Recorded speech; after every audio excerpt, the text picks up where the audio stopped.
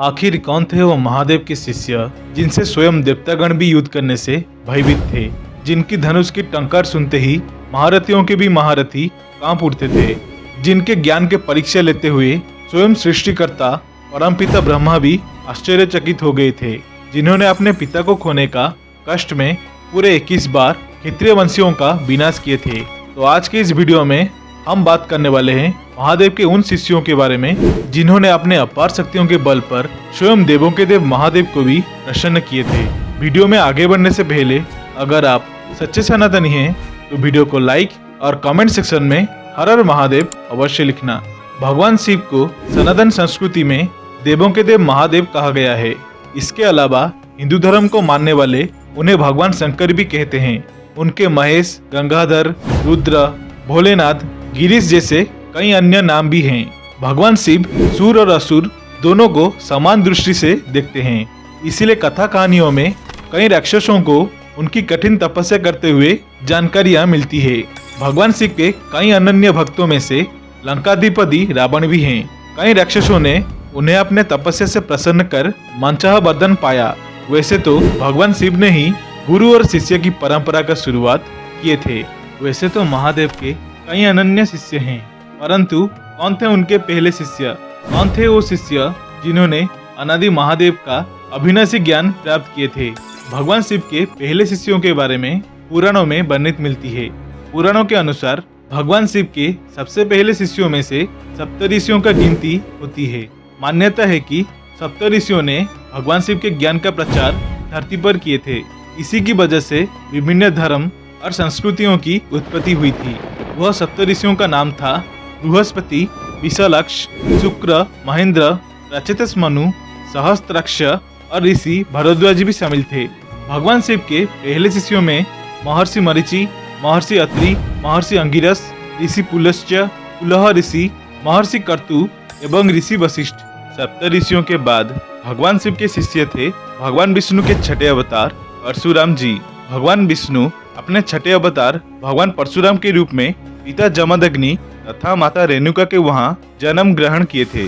भगवान परशुराम के 4 बड़े भाई थे। एक दिन जब सारे पुत्र काम से जंगल के लिए चले गए थे, तब ऋषि जमदग्नि ने माता रेणुका को हवन के लिए पास में एक सरोवर से जल लाने को कहे थे। जिस समय वह जल लाकर आश्रम की ओर लौट रही थी, उन्होंने उस समय एक गंधर्व राजा चित्ररथ को स्नान करते हुए देखे। यह देखकर उनका मन विचलित हो गया तथा जब वो घर लौटी, महर्षि जमदग्नि को हवन करने में देर हो गया, तो उनके हाव भाव देखकर महर्षि जमदग्नि यह बात जान गए। इतने में ही वहां परशुराम जी के बड़े भाई रुक्वान, सुषेणु, वसु और विश्वावसु भी आ गए थे। महर्षि जमदग्नि ने उन सभी को बारी बारी से अपने माँ का वध करने को कहा, लेकिन सभी ने ऐसा करने से मना कर दिया।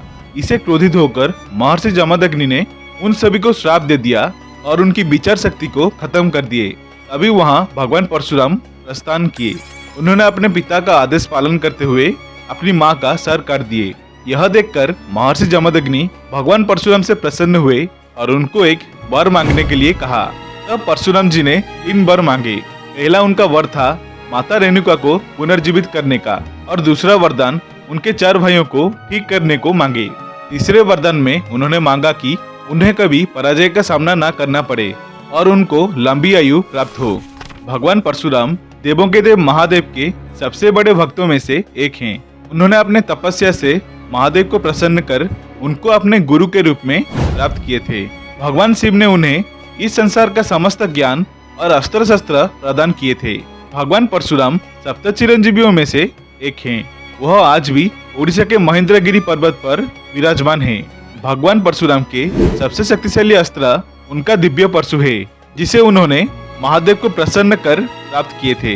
एक बार की बात है, जब महादेव भगवान परशुराम के युद्ध शैली में परीक्षा लेने चाहते थे, तब उन दोनों के बीच एक युद्ध हुआ। भगवान परशुराम के सारे अस्त्र शस्त्र को महादेव आसानी से काट देते थे। तब भगवान परशुराम ने अपने परशु से महादेव के ऊपर वार किए, जिसे महादेव के मस्तक पर एक खंड चिन्ह पड़ गया। इसे देख भगवान परशुराम काफी भयभीत हो गए, परंतु महादेव काफी प्रसन्न हुए और तभी से महादेव के अनन्य नामों में से एक नाम खंड परशु भी पड़ा। सर्वप्रथम भगवान शिव ने ही इस धरती पर सभ्यता और धर्म की प्रचार किए थे, इसलिए उन्हें आदिदेव कहा जाता है। आदि का अर्थ है प्रारंभ। भगवान शिव को आदिनाथ भी कहा जाता है। आदिनाथ होने के कारण उनका एक और नाम आदिश भी है। इस आदिश शब्द से ही आदेश शब्द बना है। वैसे तो महादेव के अनन्य भक्त और शिष्य हैं, परंतु सभी शिष्यों में से सबसे शक्तिशाली थे भगवान परशुराम। भगवान परशुराम ने सहस्त्रबाहु अर्जुन जैसे राजा का वध किए थे। सहस्त्रबाहु अर्जुन इतना शक्तिशाली था कि उसे लंकाधिपति रावण भी हराने में सक्षम नहीं था। भगवान परशुराम के 4 शिष्य हैं। भगवान परशुराम के पहले शिष्य थे गंगापुत्र भीष्म। भीष्म पितामह राजा शंतनु और माता गंगा के पुत्र थे। उनके जन्म के बाद देवी गंगा ने उनका नाम देवव्रत रखे थे और राजा शंतनु ने देवव्रत को हस्तिनापुर का राजकुमार घोषित कर दिए थे। कुछ दिन गुजरने के बाद राजा शंतनु को सत्यवती नामक एक स्त्री से प्यार हो गया और उन्होंने उनसे विवाह भी कर लिया। लेकिन सत्यवती के पिता ने राजा शंतनु से विवाह से पूर्व एक शर्त रखी थी। शर्त के मुताबिक राजा शंतनु और सत्यवती के पुत्र ही हस्तिनापुर का राजकुमार बनेगा। तभी वो अपने बेटी का हाथ राजा शंतनु के हाथ में देंगे। तभी अपने पिता को धर्म संकट में देखकर देवव्रत ने अपने राज्य का त्याग करके पूरे जीवन अविवाहित रहने की प्रण ले लिए थे और ऐसे प्रतिज्ञा के कारण उनका नाम भीष्म रखा गया था और उनको अपने पिता से इच्छा मृत्यु का वरदान मिला था। उनके गुरु स्वयं भगवान परशुराम थे और वह भगवान परशुराम के पहले शिष्य हैं। उन्होंने भगवान परशुराम से ब्रह्मांड के सारे दिव्यास्त्र का ज्ञान प्राप्त किए थे। तो भगवान परशुराम के दूसरे शिष्य हैं गुरु द्रोण। कहते हैं कि गुरु द्रोण के पास इतना शक्ति था कि वह महाभारत के युद्ध में पांडवों की सेना को एक ही क्षण में खत्म कर देते थे। द्रोणाचार्य महर्षि भारद्वाज के पुत्र थे। अपने पिता के साथ रहकर उन्होंने समस्त वेद वेदांतों का ज्ञान ग्रहण किए थे। वह पांडव और कौरवों के गुरु थे। गुरु द्रोण अत्यंत ही शक्तिशाली थे। उनको भी भगवान परशुराम ने कई असंख्य दिव्य अस्त्र दिए थे, जिनमें पशुपतास्त्र, नारायणास्त्र और ब्रह्मास्त्र भी शामिल था। तीसरे नंबर पे आते हैं महारथी कर्ण। महारथी कर्ण महाभारत के एकमात्र ऐसे पात्र हैं जिनको अपने पूरे जीवन काल में अपमानित होना पड़ा था। जन्म होते ही उनको अपने जन्म देने वाले माँ ने त्याग दिया था। बाद में कर्ण को अधिरथ और उनकी पत्नी राधा ने पाला था, इसलिए कर्ण राधेय कहलाते थे। कहते हैं कि उनके पास भगवान शिव के दिए गए विजय धनुष भी था। कहते हैं कि भगवान परशुराम ने सूर्यपुत्र कर्ण को अपने पास मौजूद सारे दिव्यास्त्र दे दिए थे सिवाय परशु के, और उस सारे दिव्यास्त्रों में से कर्ण का सबसे शक्तिशाली अस्त्र था भार्गवास्त्र। भार्गवास्त्र को ब्रह्मास्त्र से भी शक्तिशाली माना गया है। अब चले जानते हैं भगवान परशुराम के चौथे शिष्य के बारे में। यह शिष्य कोई आम मानव नहीं होने वाला है। यह खुद भगवान विष्णु के 10वें अवतार भगवान कल्कि होंगे। पुराणों के अनुसार भगवान परशुराम ही होंगे जिसे कल्कि अवतार अपना शिक्षा प्राप्त करेंगे।